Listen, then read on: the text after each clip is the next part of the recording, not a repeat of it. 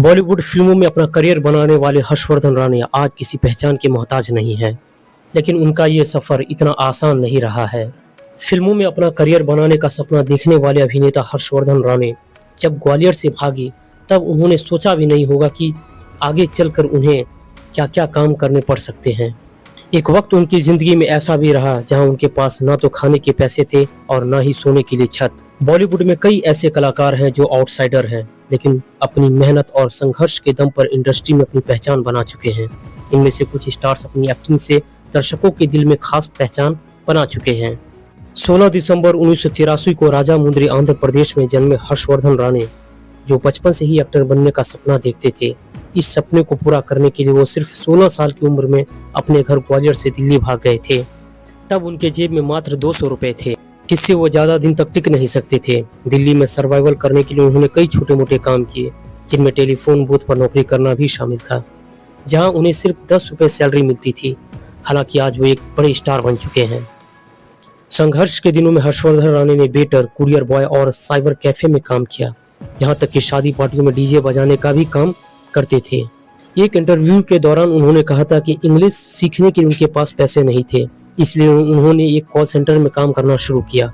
इसके बाद उन्होंने टीवी की दुनिया में कदम रखा और साल 2008 में शो लेफ्ट राइट लेफ्ट में नजर आए। हर्षवर्धन राणे का कहना है कि वो कुरियर जॉब करने के समय जॉन अब्राहम को भी हेलमेट का कुरियर किया था, तब उनकी पहली बार मुलाकात हुई थी। इसके अलावा अर्जुन रामपाल के क्लब में भी डीजे का असिस्टेंट करते थे और वो कहते थे, मैं डीजे का भी बैग उठाया करता था।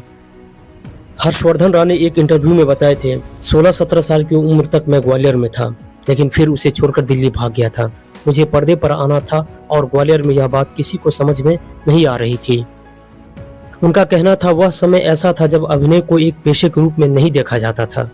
लोग मजाक उड़ाते थे और कहते थे कि क्या यह अभिनेता बनना भी कोई करियर बनना है क्या। उस समय ग्वालियर से सिर्फ एक ही अभिनेता निकले, जिसका नाम था शरद केलकर। मिसाल के तौर पर उनका नाम दिया जा सकता था, लेकिन वह तो पहले से ही एक बड़े अभिनेता बन गए थे। उनका फोन नंबर वगैरह नहीं था, इस वजह से उन्होंने बातचीत करने का या कुछ पूछने का मौका ही नहीं मिला। उनका कहना था कि एक बार उनकी मुलाकात शरद केलकर से हुई और मेरे बात करने के तरीके से वह अचानक आश्चर्य में आ गए। उनका कहना था कि मैं इतना सब कैसे हूँ, जबकि मैं ग्वालियर से हूँ। दरअसल क्या है कि ग्वालियर के लोगों का जो स्वभाव है वह थोड़ा कड़क माना जाता है। ऐसा माना जाता है कि भिंड, मुरैना और चंबल का जो क्षेत्र है वहाँ पर थोड़े सख्त स्वभाव के लोग रहते हैं। फिर मैंने उन्हें बताया कि मैं थोड़ा जल्दी निकल गया था, इस चक्कर में अलग अलग शहरों में मैंने दौरा किया। मैंने बताया कि उनका ही नाम लेकर मैं एक अभिनेता बनने का हिम्मत जुटा पाया हूँ, तो वो बहुत खुश हुए। उनका कहना था, मैं कुछ इंटरव्यूज पढ़कर अपने आप को दिलासा दे रहा था कि दिल्ली से तो बहुत सारे लोग इंडस्ट्री में आए हैं, आयुष्मान खुराना, शाहरुख खान और बहुत सारे एक्टर, वह भी किसी को नहीं जानते थे। अक्षय कुमार सर शेफ थे। इन सब के बारे में इंटरव्यूज पढ़कर ही मैंने जाना। इंटरव्यूज को ये ताकत होती है जो दूसरों को प्रभावित कर जाती है। फिर मैंने फैसला किया, दुनिया में अब बोलकर अपनी बात को नहीं समझाऊंगा, करके दिखाऊंगा। दिल्ली जाकर मैंने बहुत सारे काम किए, वेटर किया, एसटीडी बूथ पर नौकरी की। 2002 के आसपास मेरा थोड़ा प्रमोशन हुआ और मुझे 20 रुपये प्रतिदिन के हिसाब से एक साइबर कैफे में नौकरी मिली। महीने का 500-600 रुपये कमाना मेरे लिए तब बहुत बड़ी बात होती थी। उसके बाद वो डिलीवरी बॉय का भी जॉब किए। उनका कहना है कि ये 2004 की बात है। मैं एक दिन यामाहा के शोरूम से हेलमेट की डिलीवरी लेकर एक श्रुति नाम की लड़की के यहाँ देने जाने वाला था। जब मैं हेलमेट लेकर उनके पास पहुंचा तो उसने मुझसे कहा कि क्या मैं जानता हूँ कि यह हेलमेट किसके लिए है।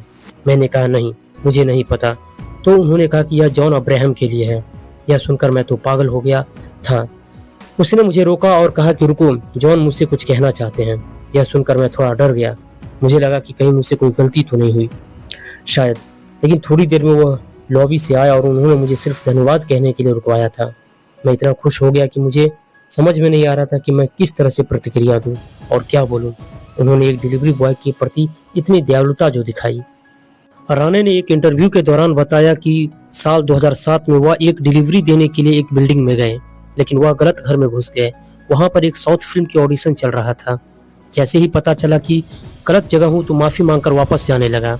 तभी कुछ लोगों ने रोक लिया और अंदर बुलाया। मुझसे बोला, क्या मैं ऑडिशन दूंगा? मैंने पूछा, किस चीज का ऑडिशन है? उन्होंने बताया, साउथ फिल्म बनने वाली है। मैंने उनसे बोला, मुझे भाषा नहीं आती है। मैं हिंदी में ऑडिशन दे दिया। 3 महीने बाद फोन आया कि मुझे सिलेक्ट कर लिया। यही मेरी पहली फिल्म तकीता तकीता थी और यहाँ से मेरी फिल्मों का सिलसिला चालू हुआ और यह फिल्म साल 2010 में रिलीज हुई। काफ़ी संघर्ष करने के बाद हर्षवर्धन राणे ने फिल्म सनम तेरी कसम बॉलीवुड से डेब्यू किया, जो 2016 में रिलीज हुई थी, लेकिन यह फिल्म किसी कारणवश चल नहीं पाई और दर्शकों का प्यार नहीं जीत पाई।